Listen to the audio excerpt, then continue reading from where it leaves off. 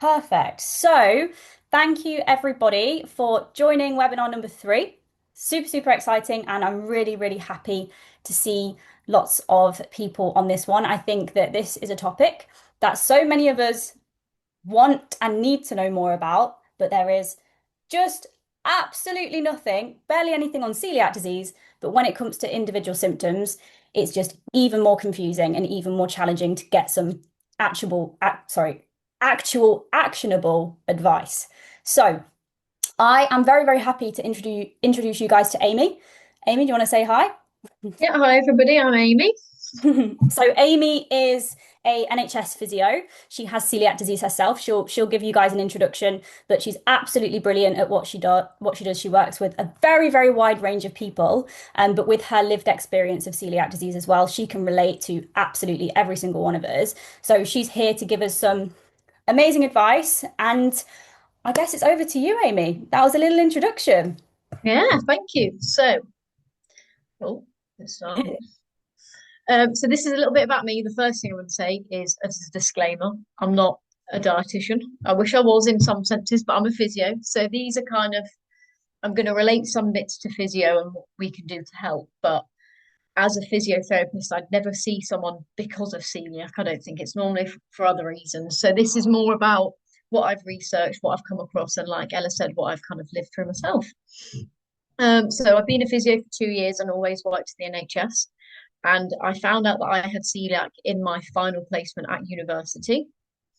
So I'll just run through this quickly because I find it really interesting to hear about other people's journeys. So I'm going to share mine. So I actually got a bit poorly in 2016 and kind of, I think that's where it all started. I had really upset stomach and I just got bloated all the time. And it kind of was quite consistent. But then in 2022, I started to like lose a lot of weight. I was so tired. I mean, everybody will know how it feels. I was exhausted. I started to faint quite regularly and I was really nauseous. So obviously, with all those symptoms, took myself to the doctors. They looked at my heart rate. They did do initial blood tests. Celiac wasn't one of them. So I went through all of these tests and they didn't find anything. So it took me a while. I went back again and I finally got the blood test to show it was celiac. And then I went private for an endoscopy because the wait in the trust near me was about 18 months for one. So, and I thought, I can't do it. So I went private and I'm very glad I did. And obviously got diagnosed in the 2023 while I was on my final placement as a physio. Since then, I've obviously gone completely gluten free. I definitely have felt an improvement. I still get some fatigue. That's something I've noticed ongoing. And I have unfortunately had two gluten incidents. My friend gave me a cake and was convinced it was celiac. I trusted her, and it was not. So I paid for that. Um, I'm not going to go into this because I think we've all looked at these photos so many times. But obviously, this is what on the left healthy insides in your tummy look like, and this is what ours will look like. Um, Found some research, and there are over 200 symptoms, which I think is just crazy. So then, if we don't get much information, and if you're one of the 200 symptoms, and there's not much information on it, I just find that mind blowing. So hopefully, I can help you with this one symptom. So 20-30% of people will get joint pain with celiac disease. So I'll just go over it. So celiac is autoimmune. So it's when your immune system attacks itself when we eat the gluten and any aspect of wheat. And because it's autoimmune, this makes us more likely to get further autoimmune conditions. So I will speak about that a bit later, but that's something to be aware of, that because we've got one, we can get more, which is just brilliant. So it's an inflammatory condition. And although it's in your intestines, it can also affect your organs and your other tissues. So this is why you then get the joint pain, because although you think it's all to do with our like digestive system, actually it doesn't localize to that. So that's one of the biggest causes of why we get joint pain. Um, Also, obviously, when you've been eating this and it's obviously attacking you, you can become deficient from vitamins, but also we have quite a few dietary imbalances, especially when you're going gluten free. That first transition is quite a lot, and it's really hard to get all the protein and all the nutrients you want. So that's a big thing that even though you think, oh, I've gone gluten free, I should be better. your diet might not be having everything that you need in it. So that will lead to the joint pain as well. The biggest one that I want to emphasize is about your recovery. So even though you've gone gluten free, it can take up to 2 years in 60% of people for your healing to actually have been completed. So that's already maybe up to 2 years of that joint pain still being around while you're still recovering. There's also something called residual inflammation. So you can go completely gluten free, but because of the damage that obviously has been done previously while you're waiting to get that diagnosis, that inflammation is still in your body and it's still going to be impacting on your joints. And then, unfortunately, for some people, you can actually have some long term damage depending on how long it's taken for that diagnosis to come through. So, some of it can be irreversible. There are ways that we can manage it, which again, I will come on to. Um, Another big thing that I think we forget about, I know I do, is that we are still humans. So if you've just started a new job, if you've just started going to the gym, or just anything in life has changed, including stress, that can flare up your joint pain because it even happens for people without celiac. So I think it's good to remember that it's not always down to the celiac. It actually can be because of the new things that you're doing in your life. And stress has a really big impact on your physical health as well as your mental health. So there's some of the main reasons that we get it. I think the information is quite a big one.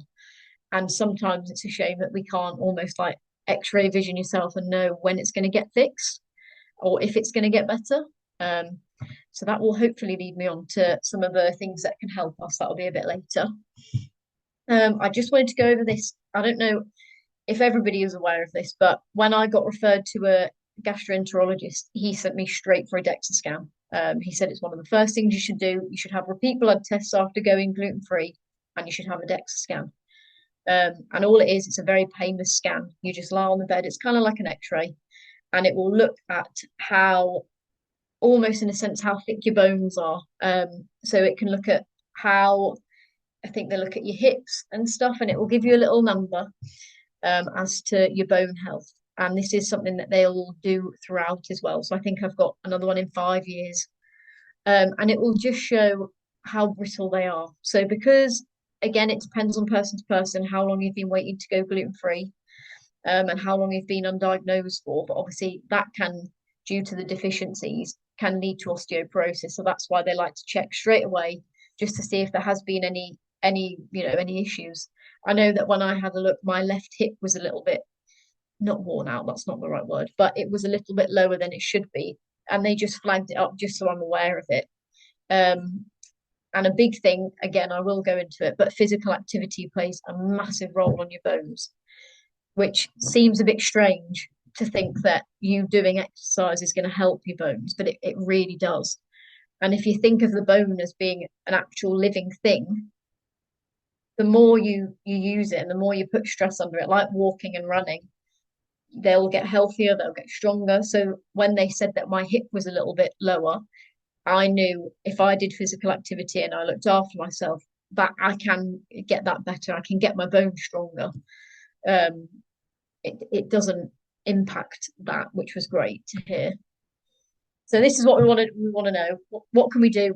So the biggest thing is just be kind to yourself because being diagnosed is such a new thing. So from a stress point of view, we've got to manage that. So we already have the stress factor of getting used to all the meals, all the changes, and everything. So that's the biggest thing I want to emphasize on. So eating a healthy, balanced diet, obviously we've got to be strict with gluten free. You can get anti-inflammatory diets, which are really good. I think to start with, they're a good thing to look into. So that's got like avocado, olive oil. That can just aid your recovery from your immune point of view, which is quite interesting. I never did it myself, but now I've looked at it, it's quite a good diet. But I know that when I started, I didn't want to do any kind of diet apart from gluten free because that was enough for me. So physical activity, obviously, like I said before, when you're putting impact on your joints, it will help with your bones. So that is something we really, even a walk is going to help with that. If you are getting pain, you don't want to push through 3 out of 10 pain. So if we're doing a new gym regime or something, you're going to get some muscle pain because it's new, because your muscles are just getting used to it. If you're in 5 out of 10 pain every time you do an exercise, that's when you want to stop and think, am I going to do some injury? What's going on here? Do I need to allow recovery, which is obviously on the other side? Um, a big thing is to go to your GP. I think some don't have as much education on celiac. So if we can be knowledgeable about it and knowing that actually, even when we've gone gluten free, you can still get some vitamin deficiencies. Like I said, you can still have some from your diet aspect. So it's good to still get those blood tests, especially if you're not feeling right still, because it's not just a switch and you're better. It's a journey. So it's good to keep in contact with the GP and get the blood tests that you need if you feel like. And I know that I've been recently because I just thought, sometimes if you don't feel right, it's good to get that checked. I think a great one, which is what I did when I was getting diagnosed, was to manage and monitor your symptoms. So, for example, if you've just started the gym or you've just noticed your joint pain's coming back, write down why. What have you done in that day? Because then you don't have to think about it off the top of your head. You've got it written down. And if you want to go to the GP about a concern, you've got it written down. You can show, oh, actually, it did get worse when I did this, or I did do too much here. So then it's nice to see for yourself, which I think is important. Obviously, like I've just said, allow recovery. And I'm jumped to the bottom one. We're still humans, like I said before.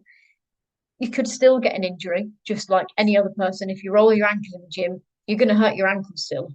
So it's just about knowing we can still get hurt. Again, allowing recovery. And if you have any concerns and you think you actually have injured yourself, go to your GP. Make sure you rest yourself. Um, Leading nicely into the stretches before and after. So this can be around anything you do. If you're going to go to a yoga class, if you're going to do Pilates, if you're going to go for a little walk or a run, just make sure you're taking the right steps yourself to avoid any further injuries, which I think is a very big thing.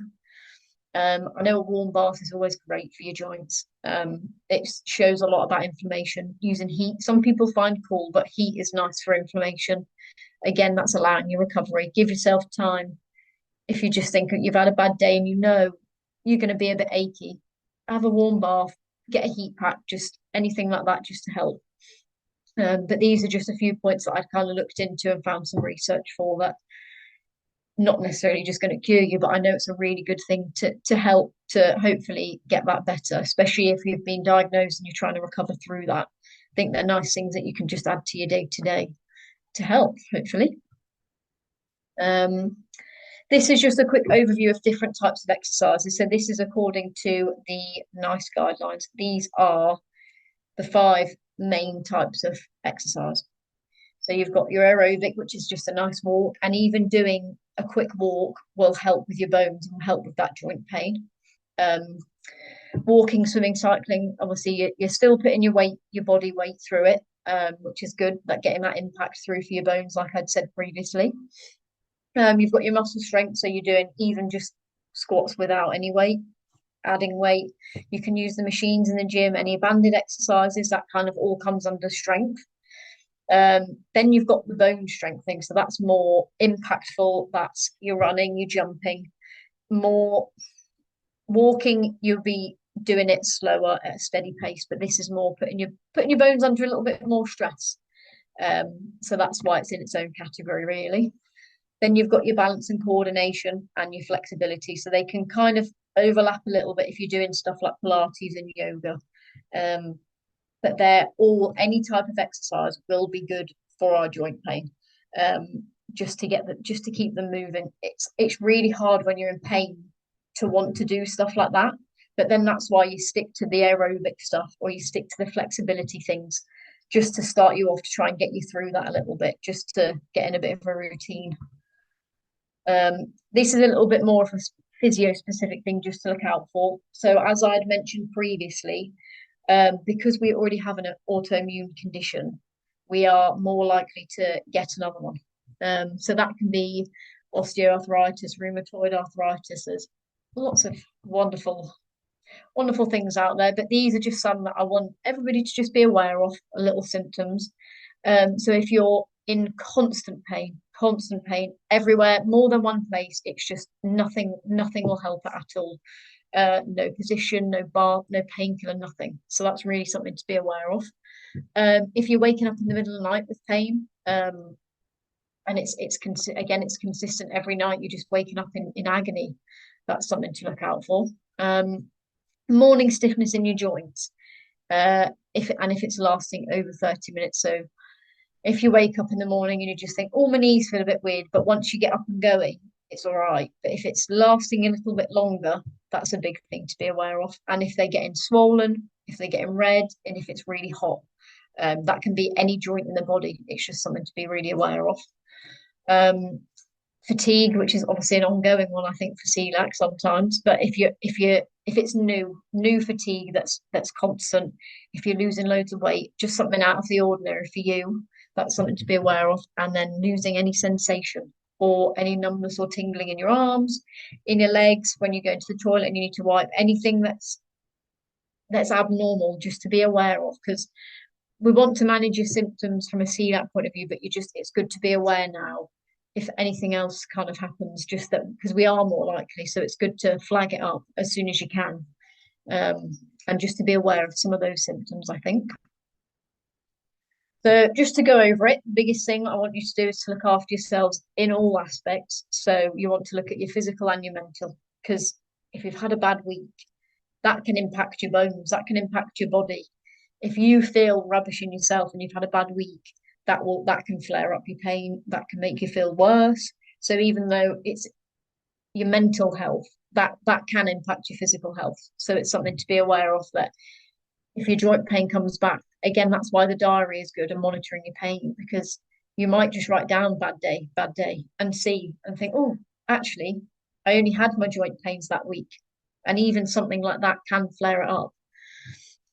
Make sure you keep in contact with your GP and your gastroenterologist if you have one, because I know that some GPs are more warming than others and have more information, but it's good that if we can take control a little bit, because I know I struggled at the beginning with my GP a lot.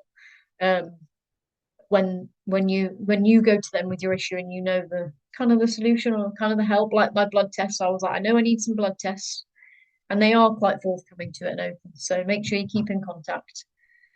And then regular exercise, which as a physio, I say that to everybody, but I really can't stress it enough with celiac. It's so important, because like a walk or a stretch, that will help with your stiffness, because it will get you, when you move, there's fluid in your arms and your joints. And when you move, that gets the fluids going. So that instantly will help your stiffness and it will improve circulation.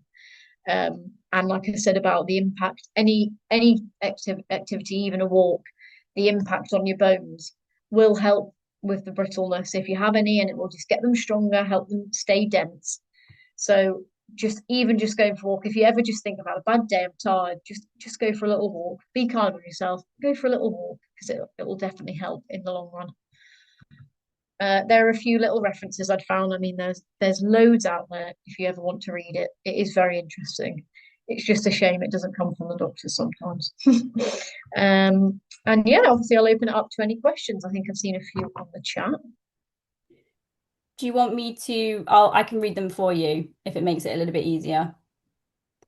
Yes, yeah, is that all right? Yeah, that's usually the easier way to do it. But thank you so much, Amy. That was so helpful and validating. Okay, it's so validating that these experiences are common, and Mm, you know there are scientific reasons for them. It's not all in our head.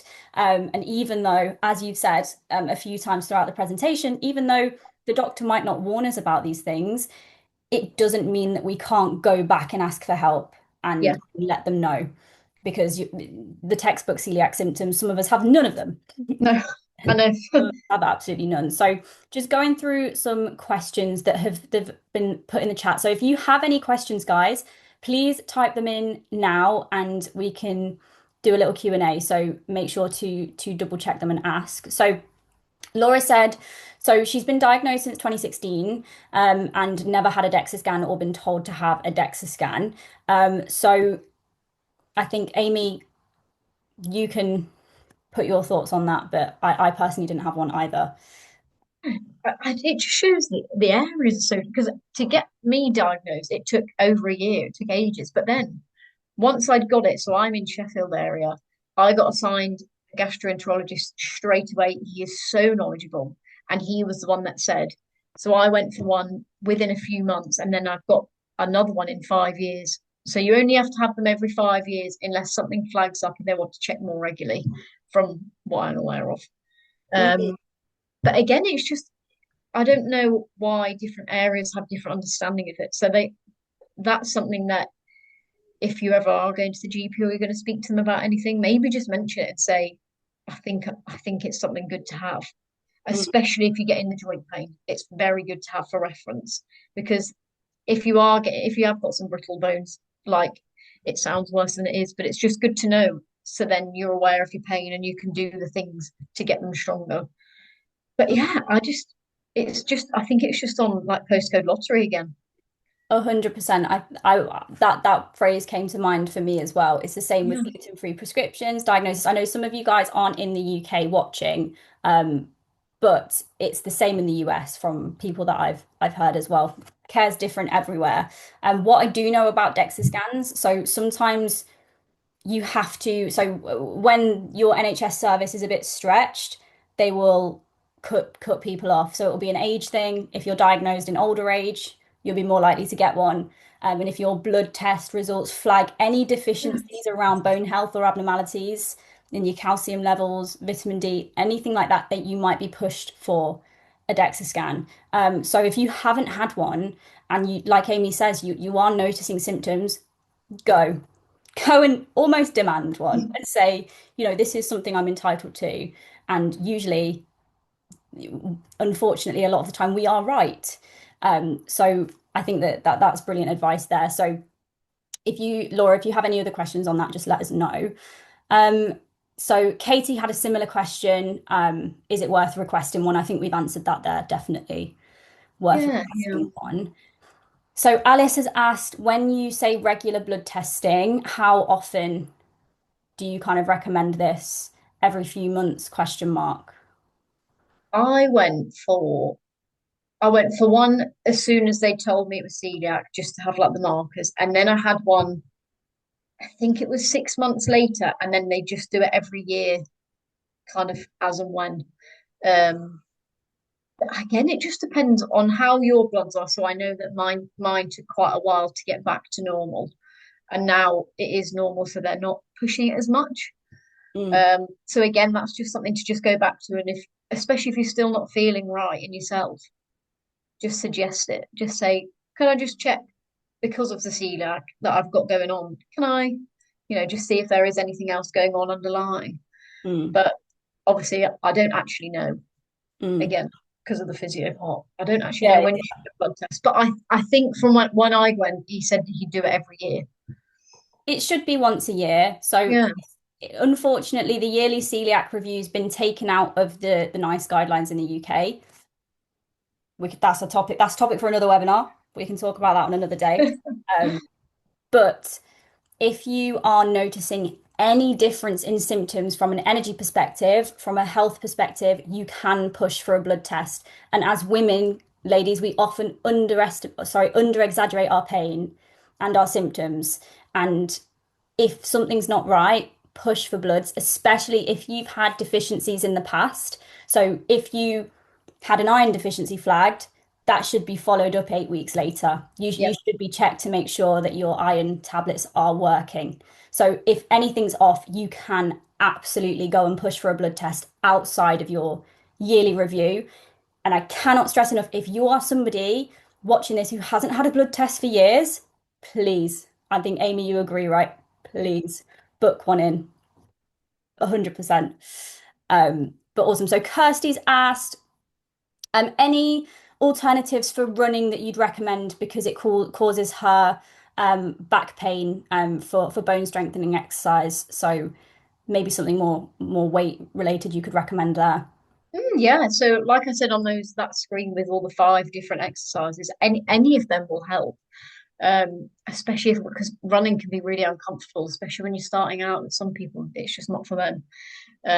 So even just a walk will do. But yeah, doing some like body weight exercises, maybe just to start. You can just get a little YouTube video up if you wanted to just do something. And then obviously you can add some weight into it. Um, Pilates, yoga, literally anything that involves your body will do. But I think a walk is always such good because even if you're not feeling up to any exercise, going for a walk in the fresh air when the weather's nice, I think that always does it. 100%. Couldn't agree more. Mental health walks. And Definitely.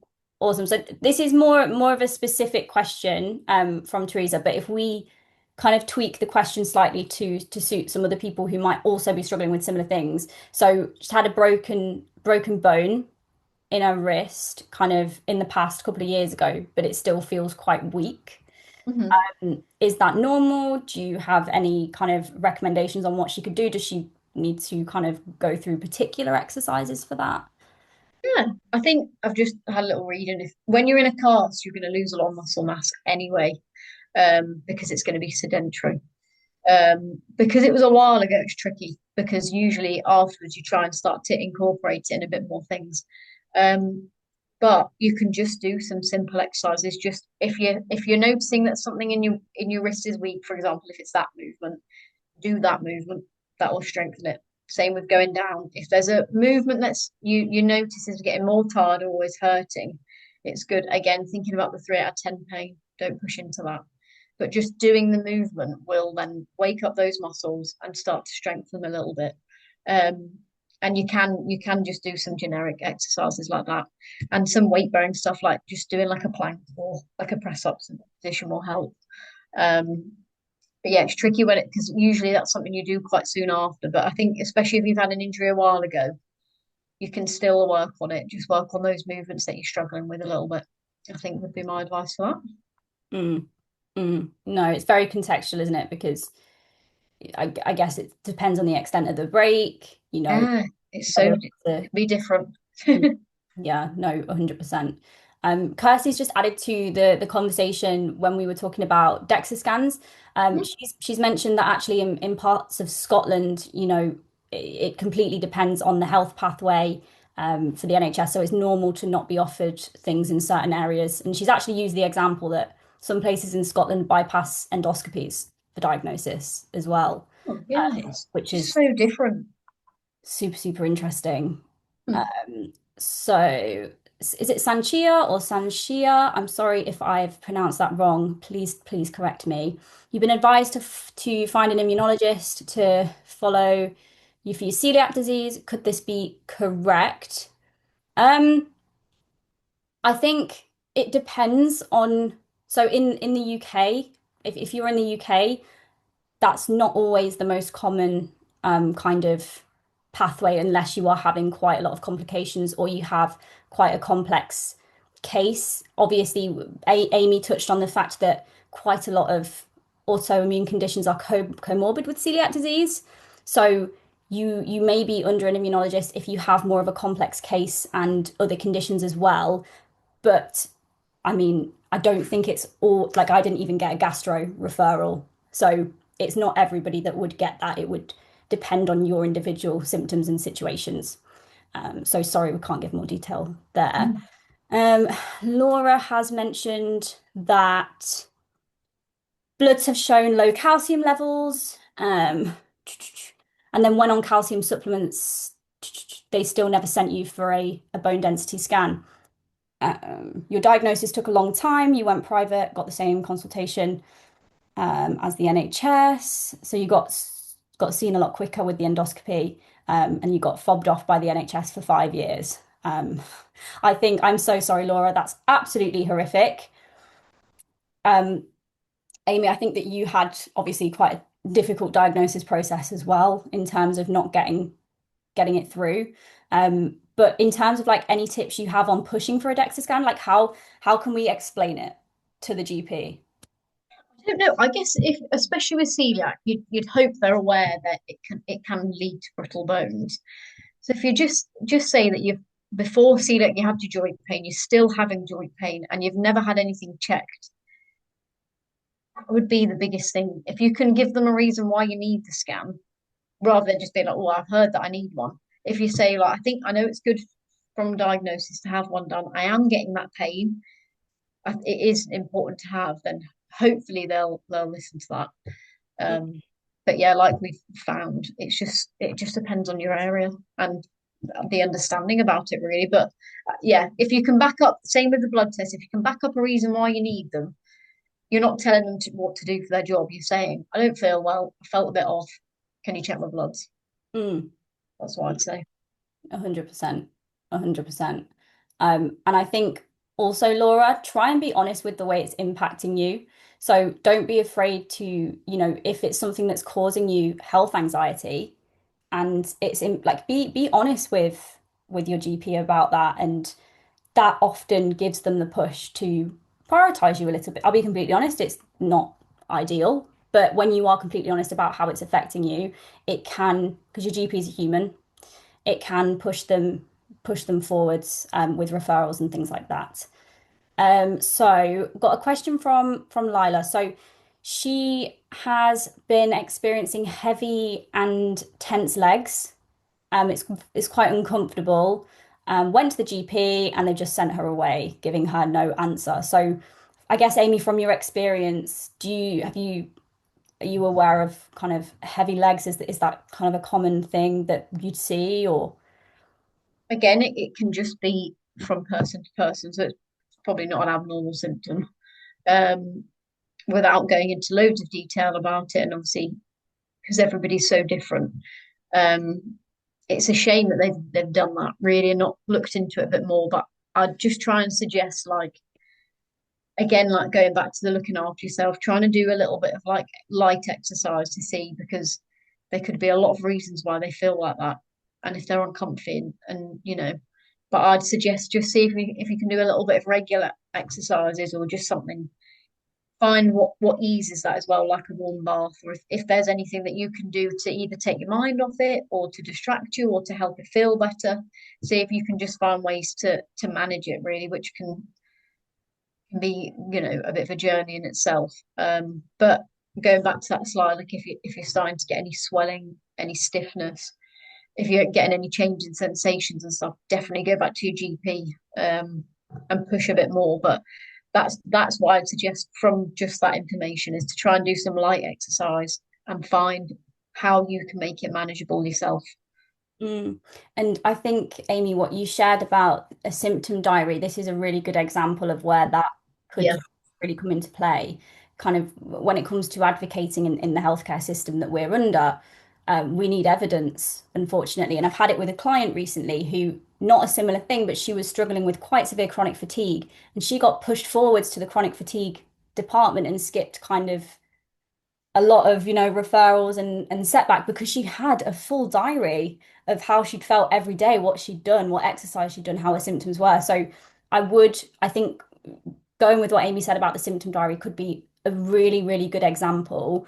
And then in terms of legs feeling heavy and tense, this can sometimes be a symptom of anemia and iron deficiency as well, along with obviously the hundreds of other things that can be that. So it's worth pushing for a blood test, looking into vitamin deficiencies, and just asking yourself if you have any other symptoms that pair up with them as well, maybe some dizziness or some nausea or any other symptoms that you're experiencing alongside the kind of heavy legs. And that could be really, really helpful because if the answer is, iron tablets, that's quite positive Mhm. as well. Uh, and with the symptom diary, something that I would really suggest too is tracking your cycle if you don't already as well, because big hormonal changes can have a huge impact at times. Just one final question. So recent, oh, have we got another one? Oh, couple of questions. Um, so what are your thoughts on high intensity workouts? Does that put too much stress on your body if you are already experiencing pain and stiffness? Not necessarily. It just is a different form of exercise. It will work your muscle spindles in a different way. It's a different impact, and it's again varying from person to person. So if you're doing them and you're enjoying it and you're not getting a massive increase in your pain and you're not having any adverse effects, or like if during the session you're managing it under a 3 out of 10 pain, then I definitely would carry on doing it because from a stiffness point of view, moving is better no matter what it is. If you move, it will help with your stiffness. So doing it at a higher intensity or doing it at a quicker pace, doing it more, under pressure, that shouldn't really affect that. Just it's your pain. It's your body. It's different from person to person. Some people would be able to do that and they can work in their threshold and you're not getting in too much pain, not getting, the next day achy, but nothing too abnormal. So if you feel you can manage that and your body is coping under that kind of workout, then absolutely. But if you're noticing that you're in agony throughout it, or the next day you're in so much pain you can't walk, obviously that's where you need to maybe look at doing it at a lower intensity and building up to it. Um, I kind of suggest to do that anyway if you've not done many before. I definitely try and build up to it. But when people say that when you can get osteoporosis and brittle bones, it sounds a lot worse than it is. And it's such a misconception that, oh, if I do something, they're going to crumble because that is not the case. You want to weight bear, you want to get them stronger. So then your body is able to cope with that. So the more you do, the better, in a sense. Yeah. I guess it's just like what you said there. It's about being honest with yourself about whether you are in pain. Yeah, And, it's your body's feedback, isn't it? Everybody's different. We can't say, nobody does high intensity, everybody does low intensity because it depends what your body can cope with. If, yeah. yeah. Especially on your diagnosis, if you're still early in the diagnosis or you're still quite new to it and you're still feeling unwell, then going straight into a HIIT class, you probably will feel very tired. But if you can ease yourself into it and you can manage it yourself, then that's good. I think that's a really, really important point that you've added there. That nuance is so important. So we're right now we're just talking about joint pain, okay? But if you're somebody that struggles with fatigue, chronic fatigue, a HIIT workout is probably going to write you off for the rest of the day. So remember, ladies, that we're only talking about joint pain right now. But if you have other issues that could be impacted by running or jumping and Yeah. that's worth considering as well. So um, just looking through for some final questions. Um, I think the questions that we've got in the chat might not be kind of for Amy's um, expertise so much, just because she isn't a dietitian. However, a dietitian could absolutely help you with an anti-inflammatory diet, and they will be able to recommend what is best for you. Have we had another one just show up?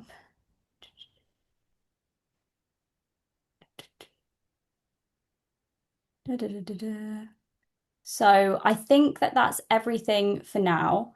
And if anybody has any further questions, you can just absolutely put them in the group chats, and we can all, help each other.